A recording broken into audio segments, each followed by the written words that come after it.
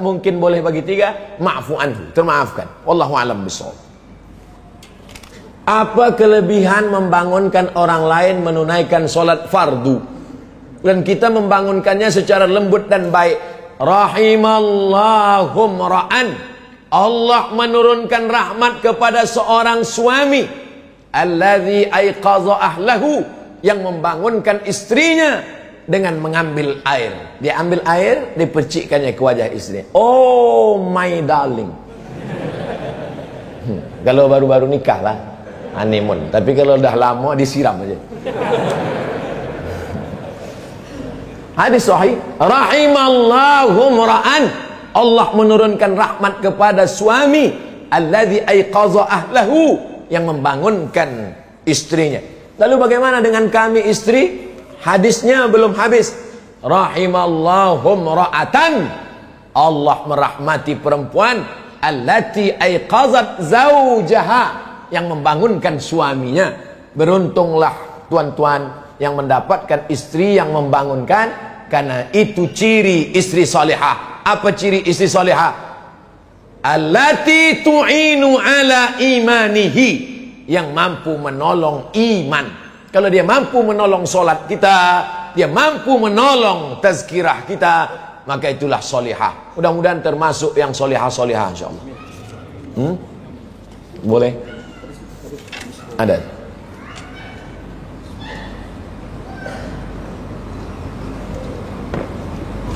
Assalamualaikum Ustaz. Waalaikumsalam warahmatullahi wabarakatuh.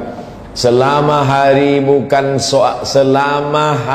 raya Aidil Adha, sebelumnya mohon maaf kerana ini bukan soalan, tapi di atas soalan. Kami dari jemaah Gema Salawat Nur Jami Risalatul Qadiri, grup salawat cinta Rasulullah, mohon doa supaya kami tetap istiqamah dalam salawat, berqasidah, melantunkan lagu irama salawat jamaah. Maulaya salli wa sallim daiman abada ala habibika khalqi kullihim. Apa hukumnya bersolawat ramai-ramai ini, pakai grup? Apa hukumnya? Hadisnya dalam Sunan Tirmidzi. Ketika Nabi sedang duduk, tiba-tiba ada seorang laki-laki memuji-muji Nabi, membuat syair puji-pujian. Ketika dia memuji-muji Nabi, sakata wa tabassama, Nabi diam dan tersenyum. Ada orang muji-muji Nabi, Nabi diam dan tersenyum. Maka itu disebut dengan sunnah takririyah. Seandainya Nabi menyuruh, buatkan pujian-pujian, selawat, buat. Itu namanya sunnah qauliyah. Seandainya Nabi yang membuat, namanya sunnah fi'liyah. Nabi tak ada menyuruh, Nabi tak ada membuat.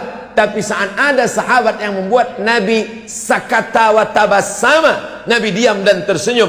Maka ulama menulis syair-syair. Ada namanya syair burdah, ada namanya syair dibak, ada namanya syair simtud durar, ada namanya syair ad-diyaul lami, ada namanya syair al-barzanji, ada namanya syair macam-macam. Di Brunei Darussalam yang populer, yang selalu syair apa?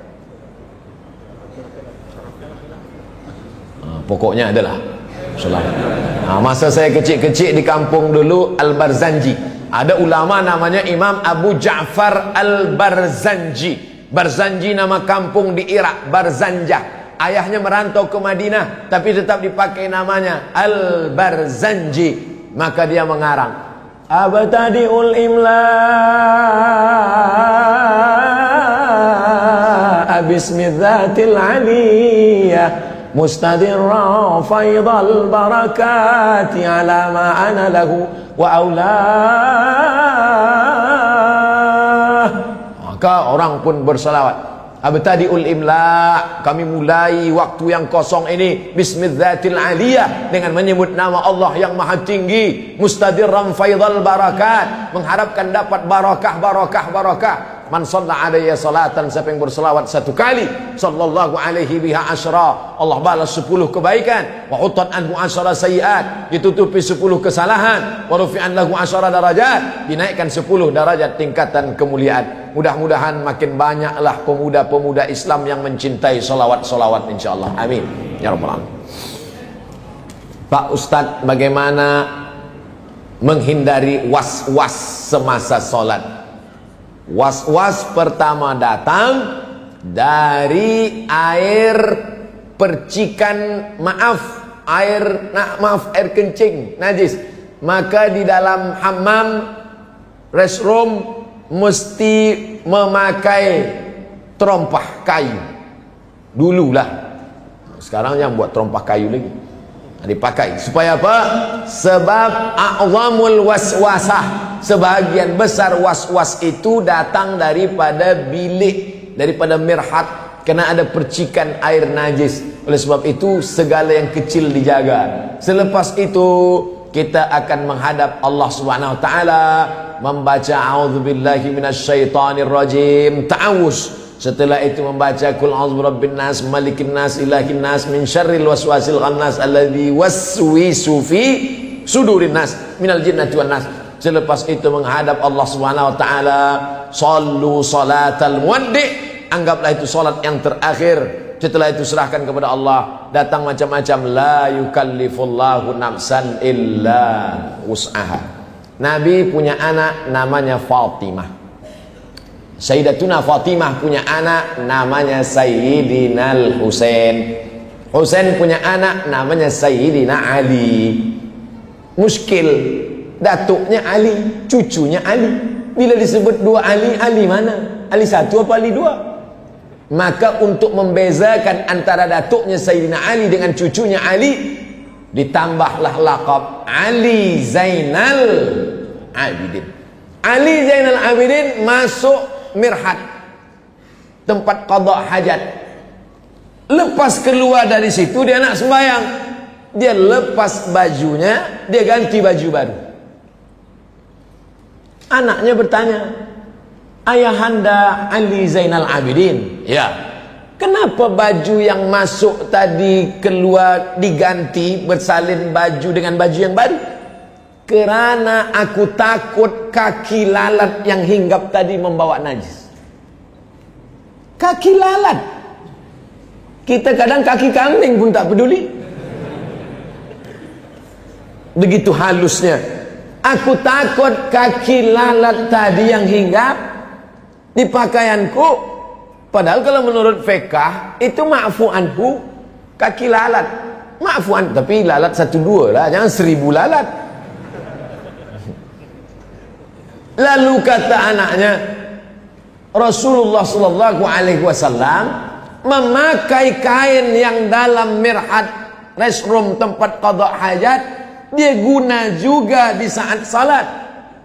Maka Sayyidina Ali Zainal Abidin meninggalkan perbuatannya yang sangat amat warak tadi karena mengikut Nabi Muhammad sallallahu alaihi wasallam. Kisah itu disebutkan dalam kitab, nama kitabnya Tambihul Mutarrin, peringatan bagi orang-orang yang tertipu, ditulis oleh ulama abad ke-10 Hijrah, namanya Al-Imam Abdul Wahhab Asy-Sya'rani. Wallahu a'lam bishawab. Apa hukum mencari uang belanja keluarga bersama-sama? Apa hukum suami istri mencari uang bersama-sama?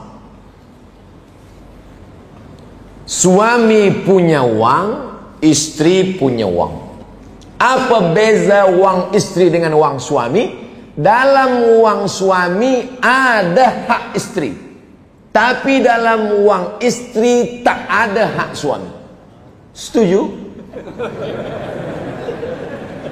Saya ulang sekali lagi. Suami punya uang, punya kereta, punya harta. Istri punya uang, punya harta, punya kereta. Apa bezanya? Dalam harta suami ada hak istri, tapi dalam harta istri tak ada hak suami. Bila ada suami istri bekerja bersama-sama, siapa yang menanggung nafkah belanja? Suami. Kewajiban suami ada 5: makan, pakai, tempat tinggal, pendidikan, perhatian. Bila dia tidak memberikan itu, maka dia zalim, dituntut di hadapan Allah SWT. Hukum asal perempuan itu di mana? Buka Quran. Waqarna fi buyutikunna. Perempuan mestinya di rumah, tidak bekerja. Perempuan itu di rumah saja. Jangankan untuk bekerja di luar, membawakan air minum tamu pun tidak. Bila dia dah buat, dia panggil, hai pembantu, nih bawa kepada tamu. Tapi kerana Islam ini agama rahmatan lil alamin, maka Asma memikul makanan unta di atas kepalanya. Asma saudara kandung Aisyah. Nabi Muhammad SAW menengok Asma, Nabi menolong Asma membawa pulang ke rumah. Itulah dalil perempuan boleh bekerja, kerana Nabi tidak melarang Asma. Seandainya Nabi melarang, hei Asma pergi balik, haram. Haram perempuan bekerja. Perempuan boleh bekerja kerana Nabi tak melarang Asma, tapi dengan syarat izin suami. Tapi izinnya memang betul ikhlas izin, bukan kerana terpaksa. Karena banyak juga suami beri izin kerana dia terpaksa. Abang, aku nak kerja. Kalau kau tak izin, awas. Yang kedua, tempat bekerja itu tidak ikhtilat. La yakhluwanna rajulun ma'amra'atin illa ma'adhi mahramin. Tak boleh berdua-dua tanpa ada mahram. Yang ketiga, la tabarrujna tabarrujal jahiliyatil ula. Tak boleh bersolek-solek jahiliyah. Bila selamat daripada ini, maka perempuan boleh bekerja, tapi hukum asal nafkah adalah suami. Bila istri mau membantu, maka tatawwu, bagian dari sodakoh. Sebenarnya ini bukan kewajibanku, kata istri, tapi sebab aku kasihan melihat engkau, aku nak bersedekah sikit. Pakailah. Itu hukum asal. Wallahu a'lam bishawab. Untuk salat isyraq bagi perempuan bujang, tidak mengapakah solat di rumah sahaja? Ini bertanya apa menawar? Hadisnya hasan, paling tinggi sahih, di bawah sahih hasan, di bawah hasan dhaif, di bawah dhaif maudhu', tak laku, tak pakai.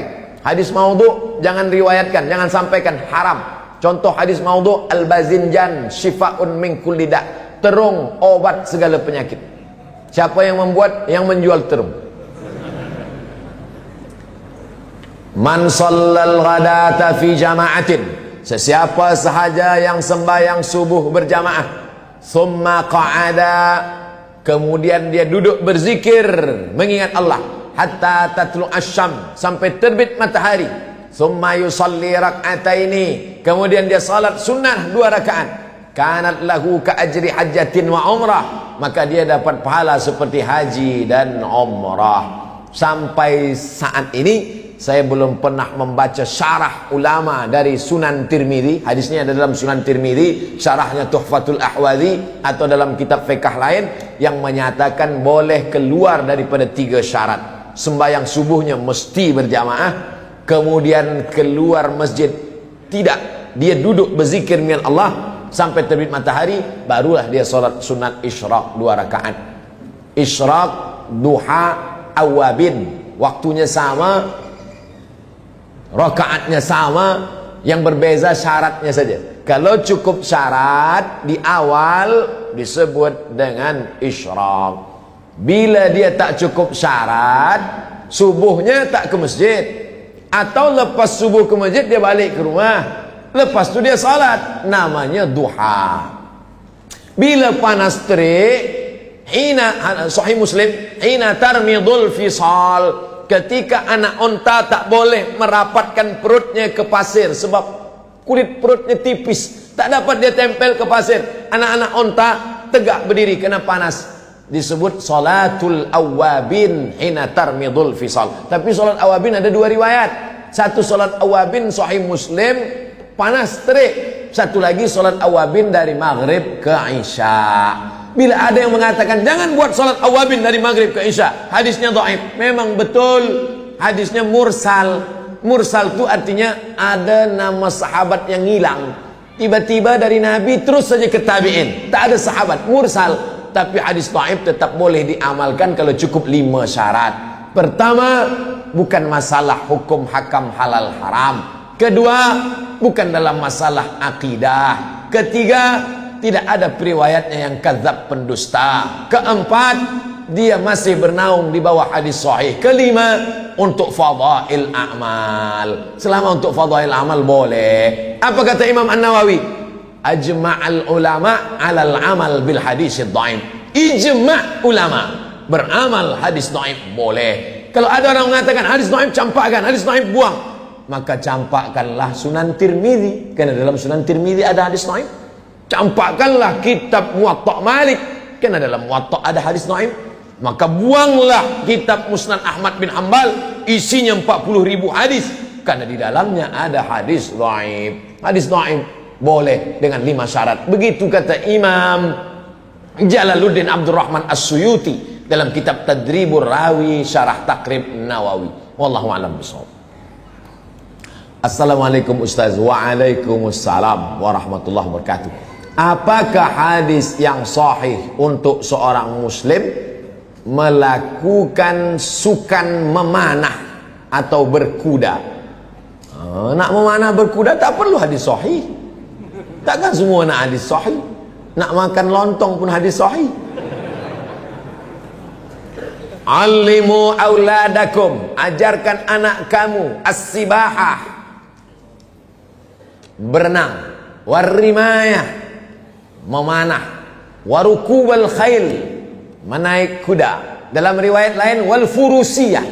Furusiyah diambil dari kata fars, berkuda. Apakah ini hadis marfu'? Mulut Nabi yang bercakap, ikhtilaf ulama. Sebagian mengatakan tak sampai pada darajah sahih. Tapi andai pun dia dhaif tetap boleh diamalkan karena dia bukan masalah ibadah. Dia bukan masalah halal haram. Dia hanya untuk motivasi. Tapi ini pun mesti saya jelaskan. Saya tak ingin pemuda-pemuda pergi berenang di tempat orang asik berenang. Mamam cakap bercampur aduk ikhtilat lelaki perempuan. Awak kenapa berenang? Alimu auladakum as-sibahah. Hadis lain tak ada hafaz. Hadis ni hafaz. Tak betul. Tapi yang riwayat sahih, ucapan Umar bin Khattab. Umar bin Khattab menulis surat, dikirimnya kepada penduduk negeri Syam.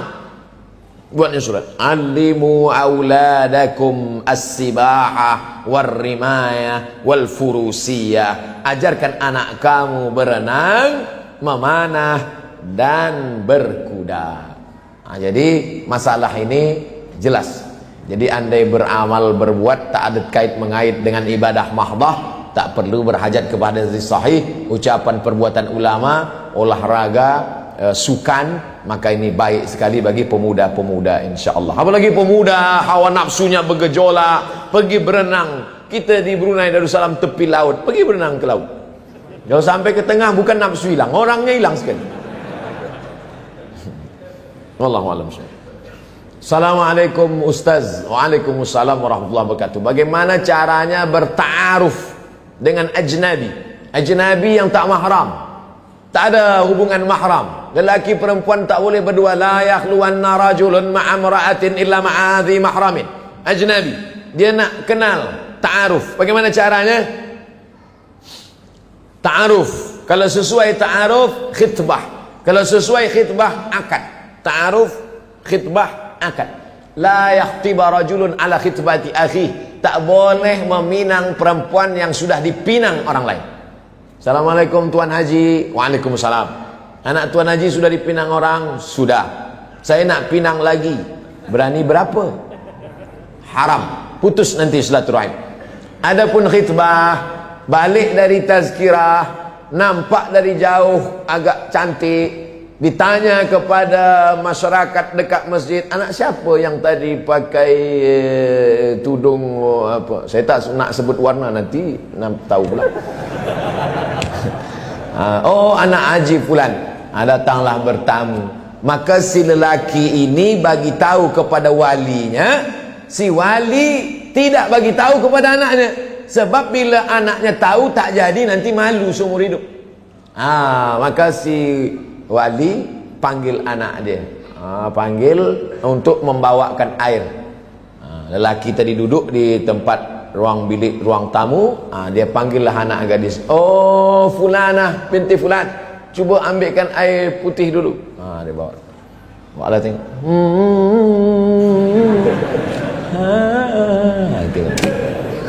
Begitu dia tengok, oh tak jadilah Tuan Haji. Rupanya saya nampak elok dari jauh. Dari dekat rupanya tak elok. Tungkahul mar'atu li arba', perempuan dinikahi kerana 4. Lima liha, kerana dia kaya. Wali hasabiha, kerana nasab keturunan.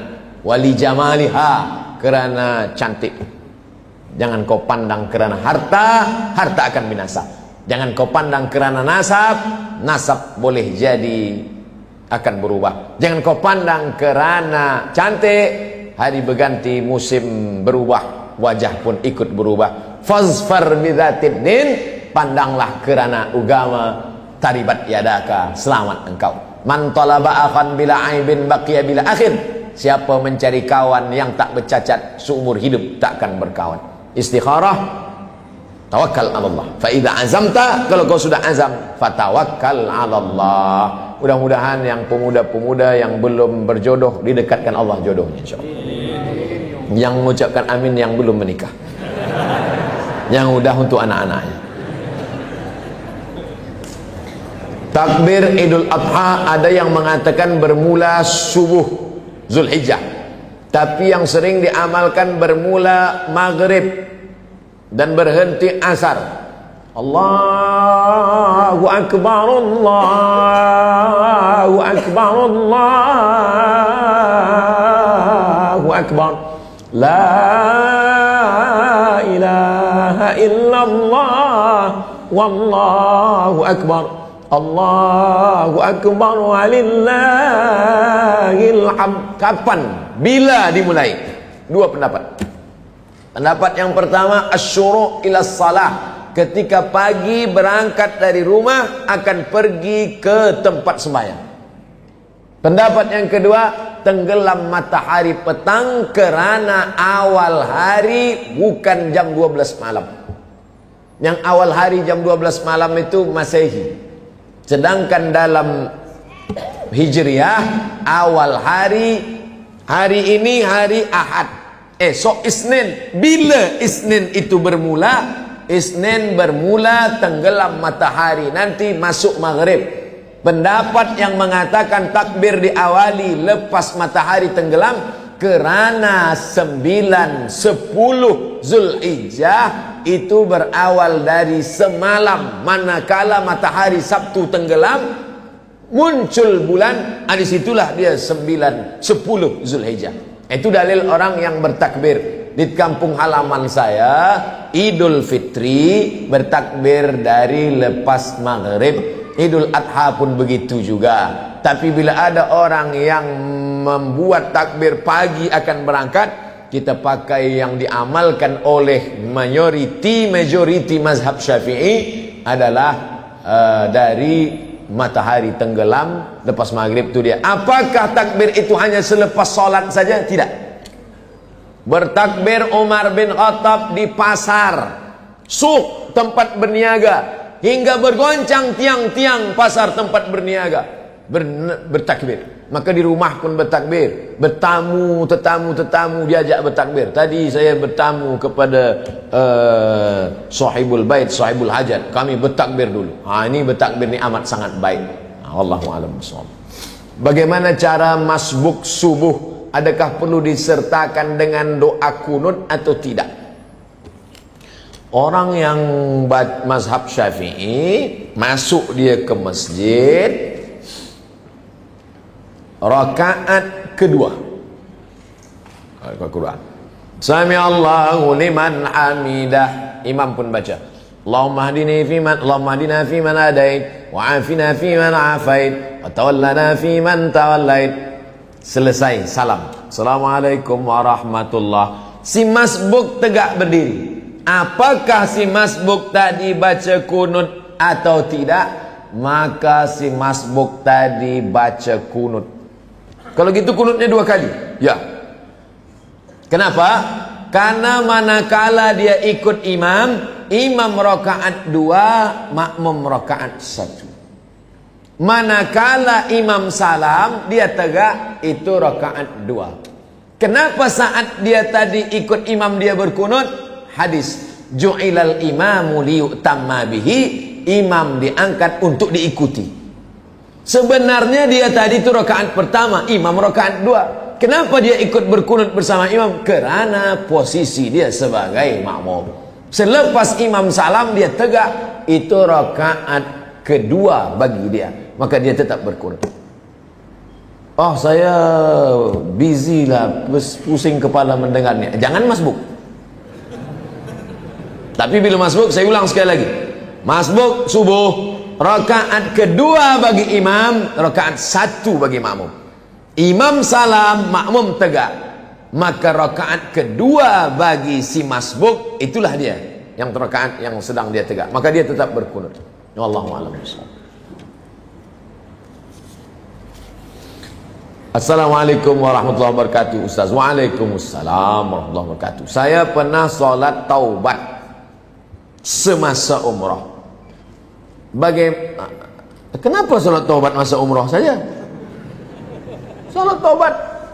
Ma min muslimin yudhnibu dzamban, bila ada orang yang buat silap salah dan dosa, thumma yatatahhar, setelah itu dia bersuci, paling elok mandi taubat, thumma yusalli rak'ataini, kemudian dia salat sunat 2 rakaat, illa ghafarallahu lah, Allah ampunkan dosanya. Setelah membacakan hadis ini, Nabi pun membacakan ayat walladzina idza fa'alu fahishatan aw zalamu anfusahum dzakarullah fastaghfaru lidzunubihim. Orang-orang yang silap salah kemudian dia bertaubat dan minta ampun kepada Allah, maka Allah mengampunkan dosanya. At-taibu minadz dzambi kama la dzambalah. Orang yang taubat dari dosa seakan-akan seolah-olah tidak berdosa.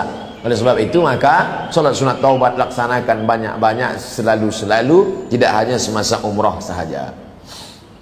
Bagaimana puasa nazar saya yang belum selesai dulu? Adakah perlu diselesaikan? Nazar merubah sunat menjadi wajib. Kurban sunat muakkad. Tapi ketika nazar merubah dari sunat muakkad menjadi wajib. Bila anak saya sehat, saya bernazar berkurban. Tapi kalau tak sihat sampai mati, tak berkurban. Bakhil, pelit. Oleh sebab itu maka nazar yang sudah berubah dari sunat menjadi wajib, maka mesti ditunaikan. Kalau tidak, dia akan menjadi hutang. Siapa yang bernazar puasa, bila saya nanti dapat kerja ini, boleh menikah dengan ini, dapat rezeki beli rumah ini, beli kereta ini, saya puasa 10 hari, meninggal, maka puasanya itu wajib diqadha oleh ahli warisnya. Man mata, sesiapa yang mati, wa alaihi siyamun, dia punya utang puasa, sama anhu waliyuhu, ahli warisnya. Dalam kitab syarah hadis ini dikatakan yang dimaksud ini puasa nazar pun masuk. Puasa Ramadan apalagi, puasa nazar wajib diqadha oleh ahli waris. Dalam kitab Majmu' Syarah Muhazzab Imam Nawawi, kata Imam Al-Baghawi, dikutip, diambil nukil pendapat Imam Syafi'i, kalau ada orang bernazar, saya bernazar iktikaf 10 malam, selepas dia bercakap mati dia, istrinya atau ahli warisnya tahu, maka 1 malam iktikafnya itu wajib dibayarkan 1 mud beras, 1 mud makanan, qut makanan. Bila dia orang Makkah, gandum, zabib, qamh, tamar, wajib dibayarkan 1 mud. 1 mud itu 7 ons, 750 gram, wajib dibayarkan. Kalau tidak maka menjadi hutang. Ini dalil tentang wajib membayarkan nazar walaupun sudah mati meninggal dunia. Apalagi hidup, itu maksud saya. Sedang mati aja wajib dibayar, apalagi hidup. 1. Betulkah binatang korban jadi tunggangan di akhirat nanti? Nanti bila kita berkurban, maka binatang ini nanti akan menjadi tunggangan kita di akhirat. Ada hadis, ada pendapat ulama, ada ijtihad ulama. Ada seorang ulama yang tidak mau, pokoknya dia kalau sudah keluarkan fatwa tak boleh tawar-menawar. Berkurban mesti 7 orang dalam 1 ekor lembu. Bagaimana kalau ditambah dengan kambing? Oh, tak boleh, karena nanti dia akan tunggangan dia lembu. Kita sekarang berhadapan dengan orang yang rasional. Saya tak nak 1 lembu dengan awak lah. Dia berpikir. Ini memahami targhib wa tarhib, motivasi. Targhib bagi motivasi, tarhib membuat takut. Nah, jadi cerita tentang hewan kurban menjadi tunggangan itu ada dalam kitab. Tapi memahaminya secara akli, itu boleh membuat orang nanti menjadi ikhtilaf. Karena ini maknanya motivasi, membagi kita semangat. Supaya seperti dalam perjalanan di dunia saja kita tak nak berjalan kaki, apalagi nanti di akhirat. Adapun yang kita alami nanti di akhirat itu, mala a'yunun ra'at, tak pernah ditengok mata, wala udhunun sami'at, tak pernah didengar telinga, wala khatara ala qalbi bashar, tak pernah terlintas di hati manusia. 2. Korban itu fadilatnya apa?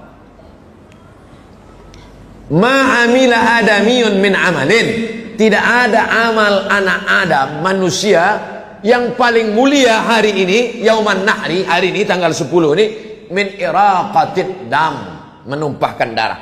Amal yang paling mulia menumpahkan darah. Makna menumpahkan darah, menumpahkan darah hewan kurban. Wa innaha la ta'ti yaumal qiyamah, hewan kurban itu nanti akan datang pada hari kiamat. Dia datang, kambing-kambing yang dipotong tadi akan datang pada hari kiamat. Biquruniha, dengan tanduknya, wa azfariha, dengan kukunya, wa as'ariha, dengan bulunya. Kukunya, tanduknya, bulunya, sampah yang dicampakkan datang. Apalagi dagingnya, apalagi kulitnya, apalagi lemaknya, apalagi otaknya, jantungnya, semua akan bersaksi di hadapan Allah bahwa orang ini pernah beramal.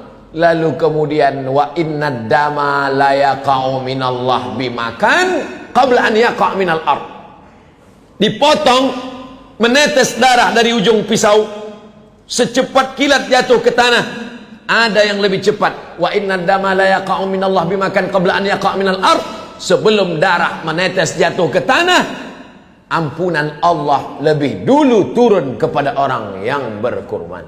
Fatibu biha nafsan, sucikanlah diri kamu dengan berkurban, mensucikan diri dengan haji dan umrah, mensucikan diri dengan salat. Tapi ada satu lagi, mensucikan diri dengan berkurban. La yanalallaha duhumuha, Allah tidak mau dagingnya, wala dima'uha, Allah tak mau darahnya, walakin yanaluhut taqwa minkum, yang sampai kepada Allah itu adalah ketakwaan dari orang-orang yang berkurban. Apa fadilah akikah? Kullu mauludin rahinatun biaqiqatihi, setiap anak tergadai, anak-anak kita tergadai dengan akikahnya. Kalau cincin tergadai, tebus. Kalau kereta tergadai, tebus. Bagaimana menebus anak yang tergadai? Tulbahu anhu yauma sabi'ihi, sembelihkan kambing hari yang ke-7. Yuhlaku, cukurkan rambutnya. Wa yusamma, kasih nama yang elok, yang baik. Laki-laki 2 ekor kambing, perempuan 1 ekor, mazhab Syafi'i. Mazhab yang lain kita ikut afdal mazhab Syafi'i. Lalu kemudian setelah itu bagaimana harinya?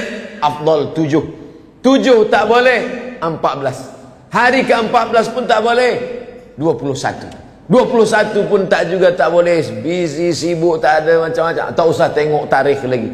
Sebulan, 2 bulan, setahun, 2 tahun. Saya dah 50 tahun ustaz. Dulu masa kecil belum ada akikah, sekarang buat akikah. Oh, sekarang tak usah dulu sebab banyak kambing. Tunggu agak sebulan 2 bulan, beli kambing, akikah. Umur 50 tahun. Tapi potong kambing saja, jangan nak minta ayun. Nah, dulu orang akikah di ayun. Umur 50 di ayun, patah tiang ayun. Minta nasihat bagi orang yang selalu meninggalkan mengambil ringan tentang salat. Man taraka salata muta'ammidan. Siapa yang meninggalkan salat secara sengaja, faqad kafara jihara, maka kafirlah dia secara nyata. 2. La kafarata laha illa dzalik. Salat tak boleh ditebus dengan haji. Salat tak boleh ditebus dengan zikir. La kafarata laha. Tak ada yang dapat membayar salat kecuali salat itu sendiri. Mazhab 4 sepakat, Hanafi, Maliki, Syafi'i, Hambali, salat yang lama-lama dulu wajib diqadha, wajib diganti. Lepas salat zuhur, qadha zuhur. Usolli fardhu zuhri 4 raka'atin qadha'an. Oh, Ustaz Somad tadi qadha lah. Itu jamak qasar sebab nak musafir. 3. Bahwa orang yang meninggalkan salat menghancurkan agama. Nanti bila tuan-puan sampai ke Raudhah, tempat mihrab Nabi sujud, tengok di tiang sebelah kiri ada tulisan As-salatu imaduddin. Salat tiang agama. Kenapa masjid megah, mewah, cantik kita boleh ada di dalam? Kerana ada tiang yang kuat. Kalau ma'uzubillah tiang ni iman, tiang adalah salat, maka hancur salat sebab tiangnya lapuk. Maka Abu Bakar Siddiq ketika dia naik menjadi khalifah, apa khutbah dia? Qumu ila salatikum yarhamkumullah. Tegakkan salat, rahmat Allah turun. Nabi sebelum meninggal apa pesan dia? As-salah, as-salah. Sejalan antara pesan Nabi dengan pesan Sayyidina Abu Bakar Siddiq. Salat, salat. Jangan terima menantu yang tak sembahyang. Yang sudah diterima, apa boleh buat? Ajak-ajak aja lah sembahyang. Kerana dia akan menjadi imam, akan menjadi pemimpin, akan menjadi panutan, akan menjadi contoh suri tauladan. Semuanya diberikan rahmat dan keberkatan dari Allah. Assalamualaikum Ustaz. Waalaikumsalam warahmatullahi wabarakatuh. Semoga kita semuanya diberikan rahmat dan keberkatan dari Allah. Amin ya rabbal alamin. Apa hukum menyokong pasukan bola sepak Manchester United yang lambangnya ada setan? Tanduk setan. Apakah setan itu bertanduk? Ya, maka dalam hadis ada disebut dengan qarnai syaitan. Qarn tanduk, qarnai 2 tanduk setan. Bila waktu 2 tanduk setan, maka kita tak boleh salat. Haram salat waktu 2 tanduk setan.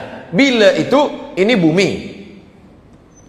Manakala matahari naik, maka itu disebut dengan 2 tanduk setan. Waktu matahari naik haram solat, kerana waktu itu dipakai oleh orang kafir musyrik jahiliyah untuk menyembah berhala Lata, Uzza, Manat, Hubal, Jibti, Taghut, Naham. Ini matahari naik, matahari bulat, datanglah setan menghampiri. Ini matahari, maka disebut dia dengan qarnai syaitan. Kalau menyamai waktunya saja haram, menyerupai waktunya saja haram, apalagi memakai gambarnya, memakai simbolnya. Man tashabbaha biqaumin, siapa yang menyerupai suatu kaum, fahuwa minhum, maka dia bagian dari kaum itu. Yang paling menyakitkan adalah wa husyira ma'ahum yaumal qiyamah, dia akan dibangkitkan nanti pada hari kiamat. Na'udzubillah. Dulu ada baju Liverpool yang ada lambang minuman arak. Kita minum teh aja lah. Ya, minum. Susah. Nabi melarang menggunakan al-hantami, menggunakan dubah. Kenapa dilarang menggunakan itu? Kerana ini adalah tempat khamar pada zaman jahiliyah. Diambil labu, Orang Brunei sebut labu juga. Labu. Buah labu. Labu isinya dikeruk, kemudian dijemur di panas matahari, kemudian setelah kering dituang khamar ke dalam. Itu yang dipakai drunken master. Yang bentuk labu. Haram mengisi itu dengan air. Tak boleh. Kenapa? Karena menyerupai. Karena bila saya pakailah labu itu, letakkan di bilik tamu. Tamu datang ke rumah, dia tengok, oh, Ustaz Somad ceramah, patutlah dia berapi-api. Rupa dia minum khamar juga. Tasyabuh, menyerupai. Apalagi ini, ada yang lambang. Oleh sebab itu berhati-hati dengan lambang. Saya pergi ke Port Said. Port Said, pelabuhan di Mesir, murah membeli barang-barang sebab tak ada cukai. Saya belilah topi satu. Wow, kemana-mana saya pakai. Orang heran. Oh, cantik ya, cantik. Pergi saya ke masjid di Mahallah Kubra di Mesir. Sampai di situ dipanggil. Ada seorang solat syekh di masjid, dia panggil. Indonesia, tahan. Saya pun datang. Dia nak tengok, cantik topi awak, cap awak cantik. Saya tengok, cantik. Dia koyak. Saya pun tengah, kenapa awak koyak punya saya? Haram, kata dia. Sebab di sini ada simbol-simbol yang merusakkan keimanan. Sampai mati saya ingat. Sebab saya sayang betul dengan topi. InsyaAllah. Begitulah mereka amar ma'ruf nahi mungkar. Tapi saya tak beranilah buat macam tu. Tak berani. Ada anak muda, sini aku ya. Dia minta ganti. Tapi saya pernah mengalami begitu amar ma'ruf nahi mungkar. Assalamualaikum Ustaz. Waalaikumsalam. Saya pernah tak sampai membayar 5 hari puasa. Jadi sekarang bagaimana saya harus membayar puasa saya yang tinggal? Siapa yang puasa 6 hari di bulan Syawal, puasa qadha dia, nawaitu sauma ghadin qadhaan. Aku puasa esok hari mengqadha. Qadha mengganti yang hilang dulu. Di bulan Syawal dia puasa qadha 6 hari. Automatically maka dia sudah dapat puasa 6 hari sunat di bulan Syawal. Begitu kata Imam Abu Zakaria Al-Ansari, dan dinukil oleh Syekh Atiyah Saqar dalam kitab Fatawa Al-Azhar. Nanti hari Isnin esok tak boleh puasa. Isnin tak boleh. Selasa, Rabu tak boleh. Khamis puasa. Niatnya qadha. Nawaitu shauma ghadin qadhaan. Aku niat esok puasa qadha hari Khamis. Maka automatically dia dapat 2. Qadha dia cash dia bayar, dan dapat pahala puasa Isnin. Oleh sebab itu hari Khamis, Isnin, Khamis, Isnin, Khamis, Isnin, dah habis 5 hari. Apa susah-susah? Elok kita puasa Khamis nanti untuk menghilangkan kolesterol kambing-kambing yang 3 hari. Apa hukum anak, maaf cakap, luar nikah dikategorikan anak yatimkah dia? Siapa yatim itu? Hadis riwayat Imam Abu Daud. Man mata abuhu walam yablughul hulum. Itu definisi yatim. Itu makna yatim. Siapa yatim itu? Mata abuhu, mati, meninggal dunia, wafat ayahnya, walam yablughul hulum, dan dia belum akil baligh. Mata, meninggal, bukan hilang. Hilang atau tak ada ayahnya, maka dia bukan yatim. Walam yablughul hulum, dan walam yablughul hulum, belum akil baligh. Itu definisi ulama. Dari mana mereka buat ini? Dari hadis. Hadis Sunan Abi Daud, la yutma ba'dal ihtilam. Tidak yatim lagi selepas ihtilam. Ihtilam, maaf cakap, mimpi akil baligh. Pendapat kedua, pendapat Ibnu Abbas. Pendapat kedua, pendapat Ibnu Abbas. Anak yatim meninggal ayahnya, selepas akil baligh tetap yatim walaupun tumbuh janggutnya. Selama dia susah, dia tetap yatim. Tapi pendapat kedua ni tak saya pakai. sebab boleh dipesongkan oleh orang. Nanti banyak orang berjanggut datang. Awak nak minta apa? Saya ni yatim juga lagi. Oleh sebab itu maka kita pilih pendapat pertama. Adapun yang ini maka tidak. Bila nak bagi bantuan bukan sebab dia yatim, tapi sebab dia fakir atau miskin. Apa beza fakir dengan miskin? Tak ada income, tak ada pemasukan, tak ada duit sama sekali. Fakir. Miskin ada tapi tak cukup keperluan. Miskin. Bila standar keperluan, berapa keperluan? $100, 500. Standar kita urf di negeri, suatu negeri, keperluan makan, pakaian kurang daripada standar itu, maka orang itu miskin. Makanya dalam surat Al-Kahfi orang punya kapal disebut miskin. Ammas safinatu fakanat limasakin ya'maluna fil bahri. Adapun kapal-kapal itu punya orang miskin yang bekerja di laut. Macam mana orang miskin boleh punya kapal? Sebab keperluan dia tak cukup dengan amal perbuatan kerja dia. Wallahu a'lam. Itulah yang dapat saya sampaikan. Bermula pukul 1, sekarang pukul 3 kurang 10. Hampir 2 jam kita bersama. Mudah-mudahan bernilai amal soleh, insyaAllah. Sama-sama kita berdoa. Banyak di masjid ni orang-orang yang lebih banyak amalnya, lebih baik, lebih ikhlas. Tapi saya diminta berdoa. Doa ni menembus pintu-pintu langit kerana amin yang mereka ucapkan. Kita bertawassul dengan mengucap Al-Fatihah. A'udzubillahi minasyaitonir rajim. Bismillahirrahmanirrahim. Alhamdulillahi rabbil alamin. Ar-Rahmanir Rahim. Maliki yaumiddin. Iyyaka na'budu wa iyyaka nasta'in. Ihdinas siratal mustaqim. Siratal ladzina an'amta 'alaihim ghairil maghdubi 'alaihim waladdallin. Amin.